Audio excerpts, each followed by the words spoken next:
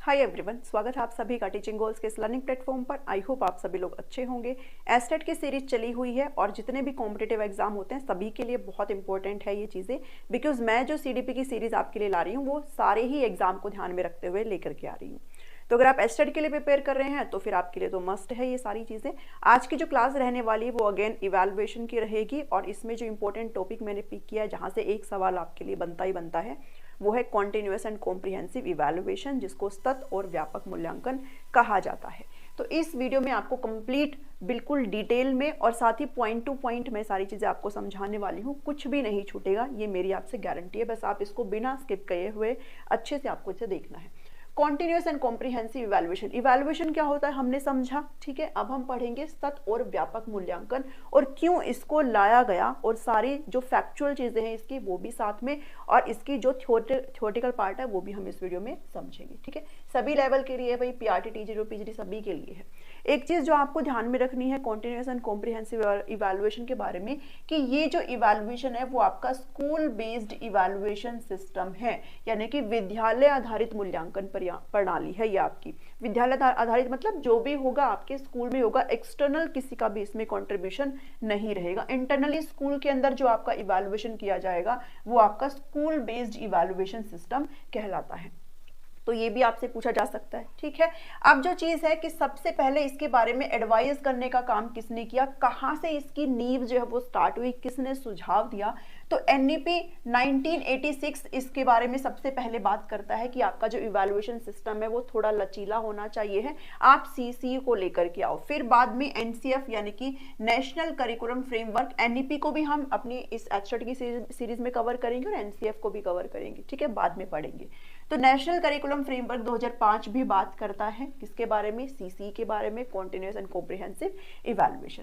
But ये जो चीजें आपकी आई जो कि चल रही है सीसी, वो right to education act 2009, RTE act 2009 के तहत सेक्शन 29 में इस चीज का जिक्र किया गया और इसको मैंडेटरी किया गया सीसी को, ठीक है। क्या किया गया, मैंडेटरी किया गया, यानी कि अनिवार्य किया गया। तो ये चीज आप ध्यान में रखेंगे, किसके तहत अनिवार्य किया गया है, RTE act, right to education act भी अपने आप में इंपॉर्टेंट टॉपिक है, यहां से भी एक क्वेश्चन जरूर आता है। तो ये तीनों टॉपिक हम अपने एस्टेट की सीरीज में कवर करेंगे। मैंने क्लासेस बनाई भी हुई है जो कि आप 2022 वाले एस्टेट के प्लेलिस्ट में देख सकते हो। स्टार्टिंग से फिर से नए तरीके से इस सीरीज में भी क्लास लाएंगे, ठीक है। तो आप बिल्कुल तैयार रहिए उस चीज के लिए। तो आरटीई 2009 एक्ट के अंदर सेक्शन 29 के तहत इसको मैंडेटरी किया गया, किसको, सीसी को। ये इतना ध्यान में रखोगे आप। उसके बाद अगर पूछा जाए सबसे पहले किसने लागू किया इसको, किसने इंट्रोड्यूस किया, तो आप यहां पर नाम याद रखोगे, introduce by CBSE in 2009 for class 9, ठीक है। सबसे पहले सीबीएसई ने, central board of secondary education ने 2009 में क्लास 9 के लिए इसको एप्लीकेबल किया और संपूर्ण भारत में इसको 1 अप्रैल 2010 से लागू कर दिया गया, ठीक है। जम्मू एंड कश्मीर को छोड़ करके, एक्सेप्ट जम्मू एंड कश्मीर, संपूर्ण भारत में इसको 1 अप्रैल 2010 से क्या कर दिया गया, लागू कर दिया, ठीक है। तो सर्वप्रथम आपसे अगर कोई पूछे किसने इसको इंट्रोड्यूस किया तो आप बताएंगे सीबीएसई के द्वारा इसको लाया गया था, ठीक है। ये फैक्चुअल चीजें थी जो कि सीसी के बारे में थी। अब जो है हम थोड़ा थ्योरेटिकल पढ़ेंगे कि यहाँ पर जो कॉन्टिन्यूअस है इसका क्या मतलब है, कॉम्प्रिहेंसिव का क्या मतलब है। बात तो इवैल्यूएशन की हो रही है। पहले जो इवैल्यूएशन सिस्टम था वो कुछ ऐसा था जिसमें अंक दिए जाते थे, जिससे बच्चा बहुत ही ज्यादा स्ट्रेस फील होता था, बच्चे को फेल भी किया जाता था अपने अंकों के आधार पर, वो काफी टेंशन में भी रहता था। तो इसको और भी फ्लेक्सिबल बनाने के लिए, ठीक है, आपके इवैल्यूएशन सिस्टम को फ्लेक्सिबल यानी कि लचीला बनाने के लिए क्या इंट्रोड्यूस किया गया भाई, सीसी को इंट्रोड्यूस किया गया, ठीक है। यानी कि जो स्ट्रेस है एग्जाम का वो बच्चे के ऊपर ना रहे, इसलिए सीसी को क्या किया गया, इंट्रोड्यूस किया गया। जिसमें जो कॉन्टिन्यूअस है, कॉन्टिन्यूअस का मतलब क्या होता है भाई, सबको पता है। कॉन्टिन्यूअस का मतलब होता है लगातार, यानी कि आप जो बच्चे का असेसमेंट करेंगे वो क्या करेंगे, लगातार करेंगे। आप सिर्फ एक टाइम पे नहीं कर सकते हो कि आपने पूरे साल उसको पढ़ाया और साल के एंड में बस आप एक एग्जाम ले रहे हो, नहीं। आप बच्चे का असेसमेंट लगातार करेंगे, फ्रीक्वेंटली करेंगे, ठीक है, फ्रीक्वेंटली करेंगे, क्लासरूम में करेंगे, जैसे मर्जी वैसे करेंगे, बट आप उसका असेसमेंट लगातार करेंगे। क्यों करेंगे, क्योंकि हमने असेसमेंट पढ़ा है, क्योंकि असेसमेंट में हम क्या करते हैं, बच्चे के लर्निंग के जो गैप्स हैं उनको हम फिल करते हैं, ठीक है। लर्निंग के गैप्स को हम क्या करते हैं भाई, फिल करने का काम करते हैं असेसमेंट में। तो यहाँ पर ये कहा गया कि जो कॉन्टिन्यूअस का मतलब है, मतलब कि आप जो इवैल्यूएशन करेंगे बच्चे का वो आप लगातार करेंगे, ठीक है, टाइम टू टाइम आप बच्चे के जो लर्निंग के गैप्स है उनको फिल करने का काम करेंगे। अब इसके तहत आप क्या चीजें पढ़ते हैं, उसके तहत आपने बहुत बार देखा होगा, आपसे पूछा भी जाता है, आपने नाम भी सुना होगा, फॉर्मेटिव असेसमेंट और समेटिव असेसमेंट। साथ ही असेसमेंट एज लर्निंग का नाम सुना होगा, असेसमेंट फॉर लर्निंग का, असेसमेंट ऑफ लर्निंग का। तो इसके बीच में कंफ्यूजन बिल्कुल भी नहीं रखनी है। अगर बात करें असेसमेंट एज लर्निंग की, तो इसको थोड़ा सा अभी साइड करो, इसको भी मैं बाद में समझाऊंगी, पहले इन दोनों को देखो। असेसमेंट फॉर लर्निंग को हम एफए बोलते हैं, यानी कि फॉर्मेटिव असेसमेंट बोलते हैं।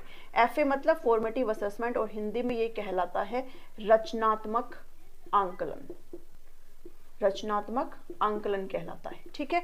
और असेसमेंट ऑफ लर्निंग को ऐसे बोला जाता है, जो कि आपका समेटिव असेसमेंट होता है, जिसको हम योगात्मक आंकलन कहते हैं, योगात्मक आंकलन कहते हैं, ठीक है। ये चीजें आप जरूर ध्यान में रखेंगे, बिकॉज आपसे क्वेश्चन पूछे जाते हैं, ठीक है। तो देखो आप इसको ना कैसे याद कर सकते हो, जहां पर फोर मतलब एफ से स्टार्टिंग हो रही है, तो अगर एफ से स्टार्टिंग हो रही है तो आप फॉर्मेटिव असेसमेंट, और ये ऑफ है मतलब एस से, ठीक है, और एज मतलब वो पीयर वाला होता है, उसको हम बाद में देखेंगे। तो असेसमेंट फॉर लर्निंग, जिसको हम सीखने के लिए आंकलन बोलते हैं, ये आपका फॉर्मेटिव असेसमेंट कहलाता है। और ये जो असेसमेंट है ये आपका टीचिंग लर्निंग प्रोसेस के दौरान किया जाता है, टीचिंग लर्निंग प्रोसेस के, यानी कि शिक्षण अधिगम प्रक्रिया के दौरान किया जाता है।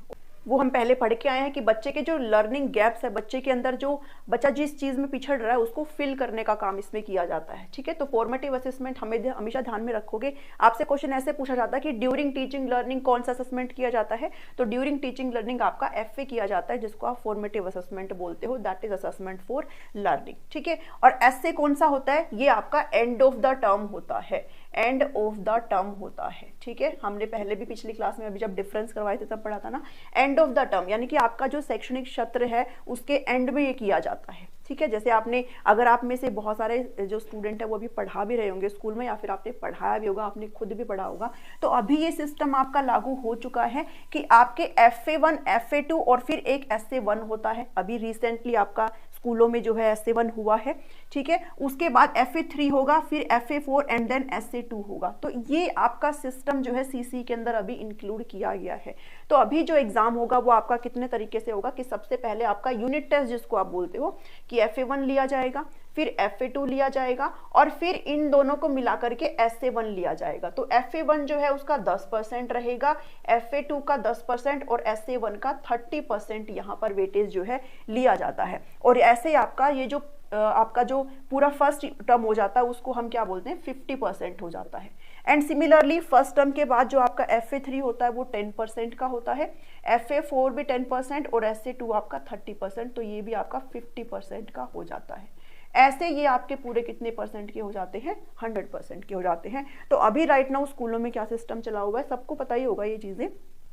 तो FA1 और FA2 में क्या करते थे, जितने भी बच्चा जिस भी चीज में पिछड़ रहा है उसको फुलफिल करके हम SA1 में उसको कवर कर सकते हैं। ऐसे ही FA3, FA4, और यही आपका क्या कहलाता है, यही आपका फॉर्मेटिव असेसमेंट कहलाता है, ठीक है। इतना समझ में आया। तो फॉर्मेटिव असेसमेंट आपका जो है वो 40% वेटेज लेकर के जाता है। आपसे कई बार ये भी पूछ लेते हैं 40% कैसे, 10, 10, 10 और 10 कितने हो गए, 40% हो गया। और समेटिव असेसमेंट आपका कितना लेकर के जाता है, 60% वेटेज जो है वो लेकर के जाता है, ठीक है। तो आपको ऐसे ही चीजें समझ में आए कि फॉर्मेटिव क्या है, जो कि टीचिंग लर्निंग प्रोसेस के दौरान होता है, और टीचिंग लर्निंग प्रोसेस के बिल्कुल एंड में कौन सा होता है, वो आपका समेटिव होता है, जिसमें आप लर्निंग को जो है वो लर्निंग के जो गैप्स है बच्चे के अंदर कहीं ना कहीं रह गए हैं उसको आप फुलफिल नहीं कर सकते हो, जबकि आप इसमें कर सकते हो।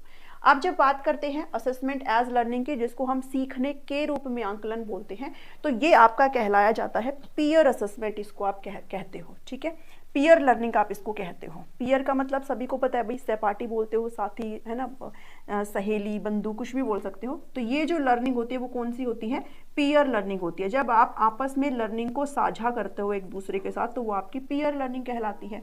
यानी कि क्लास में जो बच्चे हैं वो आपस में एक दूसरे के साथ लर्निंग को क्या कर रहे हैं, शेयर कर रहे हैं। तो ये एक तरीके से भाई पीयर असेसमेंट कहलाता है, ठीक है, जिसमें बच्चे जो है अपनी लर्निंग को, एक दूसरे के लर्निंग को जो है खुद से जांचते हैं, चेक करते हैं, तो वो आपका असेसमेंट एज लर्निंग कहलाता है। और फॉर्मेटिव और समेटिव मैंने आपको बता ही दिया। तो कॉन्टिन्यूस के अंदर आपके ये सारी चीजें आती हैं। तो इसमें आपका जितना भी जो एजुकेशनल पार्ट है, जो आप स्कूल के अंदर पढ़ रहे हो ना, वो सारी चीजें इसके अंदर आ जाती है। ठीक है, जो आपके सब्जेक्ट्स वगैरह वो इसमें आ जाते हैं। बात करते हैं कॉम्प्रिहेंसिव की। कॉम्प्रिहेंसिव का मतलब होता है व्यापक मूल्यांकन। व्यापक मतलब आप इसमें स्कोलास्टिक एरिया जो है बच्चे का वो तो चेक कर ही रहे हो, साथ ही आप को स्कोलास्टिक एरिया भी चेक कर रहे हो। मतलब कि यहाँ पर जो है ऑल ओवर डेवलपमेंट जो है बच्चे का देखा जा रहा है, सर्वांगीण विकास यहाँ पर बच्चे का देखा जा रहा है हर एस्पेक्ट में। ठीक है, सर्वांगीण विकास मतलब बच्चे के डेवलपमेंट का ऑल एस्पेक्ट, हर पहलू जो है वो देखा जा रहा है। तो सारे पहलू का विकास यहाँ पर इसका मेन मकसद है। मतलब कि ये है कि सिर्फ आप बच्चे को किताबी ज्ञान तक सीमित ना रखें, इसके अलावा जो को करिकुलर एक्टिविटीज होती है वो भी बच्चे के अंदर, उसमें भी पूरा जो बच्चा है वो पारंगत होना चाहिए है। तो कॉम्प्रिहेंसिव के अंदर आपका स्कोलास्टिक आ गया है, जो कि मैंने जस्ट अभी आपको करवाया, जिसमें FA1 SA1 आ जाता है, जो कि आपका सब्जेक्टिव पार्ट है। ठीक है, जो कि आपका एकेडमिक पार्ट है। ठीक है, एकेडमिक पार्ट यहाँ पर आ जाता है, जिसको मैंने जस्ट आपको अभी समझाया है। इसके अलावा ये बात करता है को स्कोलास्टिक की, सह शैक्षिक क्षेत्र की। भी आप शिक्षा तो कर ही रहे हो, साथ में अगर आप स्कूल में जा रहे हो तो आप एक अच्छी एजुकेशन, अपने पढ़ाई में अच्छे मार्क्स लाने के साथ साथ आप में जो है अच्छा डिसिप्लिन भी होना चाहिए, आप में वैल्यूज भी होनी चाहिए। ठीक है, तो यहाँ पर वैल्यूज की बात करी जाती है, आपके अंदर सोशल वैल्यूज हो, सामाजिक मूल्य हो आपके अंदर। ठीक है, मोरल वैल्यूज हो, भाई उतना आपके अंदर नैतिक मूल्य भी तो होना चाहिए, है ना, चीजों को सही और गलत आप पता लगा सको, है ना, इतना तो होना चाहिए। साथ ही आपके अंदर जो बेसिक स्किल्स है वो भी उसके बारे में बात करता है। एटीट्यूड आपका बात करता है। को करिकुलर एक्टिविटी जो सह पाठ्यक्रम गतिविधियां हैं वो सारी इसके अंदर काउंट हो जाती है। तो ये आपका था कॉन्टिन्यूअस एंड कॉम्प्रिहेंसिव इवैल्यूएशन, जो कि आपका स्कूल बेस्ड इवैल्यूएशन सिस्टम है। सबसे पहले CBSE ने इसको लागू किया था 9th क्लास में। 2009 का जो RT एक्ट है इसके तहत इसको मैंडेटरी किया गया। और कॉन्टिन्यूअस का मतलब है कि आप जो असेसमेंट कर रहे हो बच्चे की वो आपकी लगातार होनी चाहिए है। ऐसा नहीं है कि आप सिर्फ स्टार्टिंग में कर रहे हो। ठीक है, देखो लगातार चल रही है ना, पहले FA1 FA2, आपको वेटेज ध्यान में रखनी है, 40% और 60% का वेटेज होना चाहिए है। और ये कई बार कंफ्यूज करता है असेसमेंट फॉर लर्निंग, तो वो फॉर्मेटिव असेसमेंट कहलाता है। असेसमेंट ऑफ लर्निंग जो है समेटिव असेसमेंट कहलाता है। इसके अलावा मैंने आपके साथ स्टार्टिंग में डिस्कस किया था कि यहाँ पर अब फेल करने वाला कोई भी चीज नहीं रह गया है। ठीक है, अब जो है फेल नहीं कर सकते हो आप बच्चों को।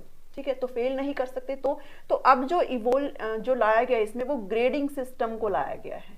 ग्रेडिंग सिस्टम को, है ना, आपको पता होगा ना भाई ग्रेडिंग सिस्टम क्या होता है। मैं यहाँ पर बता देती हूँ। ग्रेड मतलब अब आपको आपके नंबरों के आधार पर ग्रेड दे दिए जाते हैं। किसी को A मिलता है, किसी को B मिलता है, किसी को C मिलता है। तो ये जो ग्रेड है इसको आपने समझना है। तो A1 A2 होता है, B1 B2 होता है, C1 C2 होता है, D और फिर E1 और E2 होता है। ठीक है, A1 जो है आपका 91 से 100, ये आपका फिर 81 से 90, ये 71 से 80 और ये 61 से 70 एंड सो ऑन। तो आपका जो मिनिमम ग्रेड आना चाहिए किसी भी एग्जाम को पास करने के लिए वो ग्रेड D होता है। अगर किसी का ग्रेड E1 और E2 है तो मतलब उसको क्या करना पड़ेगा, उसको री एग्जाम यहाँ पर देना होगा, फिर से आपको अपनी परीक्षा में बैठना होगा बच्चे को। ठीक है, तो ये ध्यान में रखना कि अब जो है आप बच्चे को फेल नहीं कर सकते हो। ये कहता है कि आप जो है फेल वाले सिस्टम को त्यागेंगे, बच्चे को आप फेल नहीं कर सकते हो।